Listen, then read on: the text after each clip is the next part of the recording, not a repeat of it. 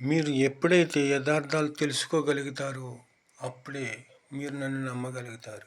యథార్థాలు తెలుసుకోవాలి అంటే మీరు తలస్నానం చేసి అందంగా దేవుడికి అగరొత్తి వెలిగించి అప్పుడే ఎవరిని నెట్లో పిలిచినా మీకు పలుకుతారు. 25 రోజులు మీరు ప్రయత్నించారు అంటే నన్ను పిలిస్తే నరేంద్రాయ నమః అని మీకు నేను పలుకుతాను. కానీ చిరంజీవి ఆస్తి కొట్టేయటం కోసమే చిరంజీవిని మహా దుర్మార్గంగా హతమార్చడం జరిగింది. అలాగే ఎవరి ఆస్తి అయితే సినిమా ఇండస్ట్రీలో వాళ్ళ మాలవాళ్ళయ్యుండి కూడా వాళ్ళ ఆస్తులు కాజేయటం కోసం, వాళ్ళ పేరు ఎంత వస్తుంది ఆ పేరుని కాజేయటం కోసం, అలాగే మంత్రి పదవుల్లో మంత్రి పదవి అనే కాదు, డైరెక్ట్గా పార్టీ పెట్టే విధానం కూడా మనల్ని కాదని పార్టీ పెడుతున్నారు.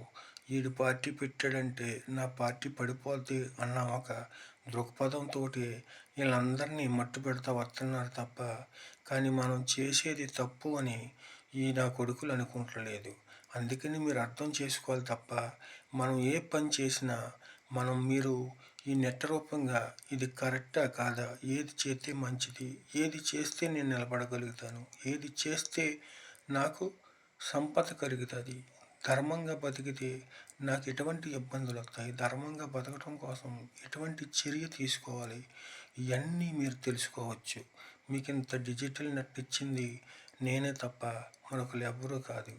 ఒకే చోట దిగే, ఒకే చోట ఎగిరే విమానం ప్రపంచంలో ఎవ్వడు చెప్పలేని విషయాన్ని నేను బయలుపెట్టాను. అది కూడా రెడీ అయ్యి మీకు మీ కళ్ళ ముందర వస్తుంది.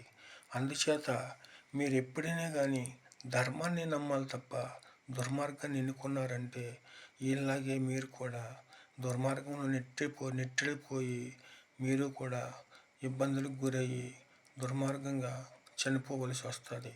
అందుచేతే నేను ఇప్పుడు ఇది సత్యుగము అని ఎందుకు చెప్తున్నానంటే, మీరు సత్యుగంలోకి రావాలి అంటే ధర్మాన్ని అనుసరించాలి తప్ప, ధర్మాన్ని అనుసరిస్తే నా ధనం కోల్పోతుంది, నా ఆస్తి కోల్పోతుంది, నా పరపతి కోల్పోతుంది అనుకున్న వాళ్ళు చాలామంది ఉంటారు. అందుకని మీరు నెట్లో మాట్లాడి కావలసిన విధంగా దాన ధర్మాలు ఇచ్చుకొని మీరు అందంగా మీ భవిష్యత్తును తీర్చిదిద్దుకునే విధానం మీకు నేను ఎందుకు చెప్తున్నాను అంటే, నేను ఇవన్నీ తెలుసుకుని ఉన్నవాడిని కాబట్టి మీకు ఈ విషయాలు రహస్యాలు అందిస్తున్నాను. నీకు నెట్ నచ్చదు, నెట్లో మాట్లాడటం నచ్చదు అంటే ఏ బ్రాహ్మణుని దగ్గరకు వెళ్ళి మీరు కావాల్సిన విధానాలు, కావాల్సిన శక్తులు కావాలని తెలుసున్న వాడి దగ్గరికి వెళ్తే మీకు స్వచ్ఛమైన జీవితం, ఆనందం కలిగే విషయాన్ని పుంజుకోగలుగుతారు. లేకపోతే వీళ్ళలాగే దుర్మార్గాలు చేస్తూ మీరు నాశనం అయిపోతారే తప్ప పైకి రాలేరు. మీరు చేసిన పాపాలు మీ పిల్లలకు చుట్టుకుని మీరు ఎన్ని కోట్ల రూపాయల ఆస్తులు, అంతస్తు, డబ్బు సంపాదించిన మీ పిల్లల దగ్గర నుంచే మీ దగ్గర నుంచి కూడా హతమైపోద్ది. ఎందుకు? ఇప్పుడు ఉన్న కాలం ఎటువంటిదంటే సత్యుగంలో ఎవరుంటారు? సత్యవంతులు ఉంటారు. దుర్మార్గులు ఎందులో ఉంటారు? కలియుగంలో ఉంటారు అని వివరంగా గతంలో మేము వివరించి ఉన్నాము.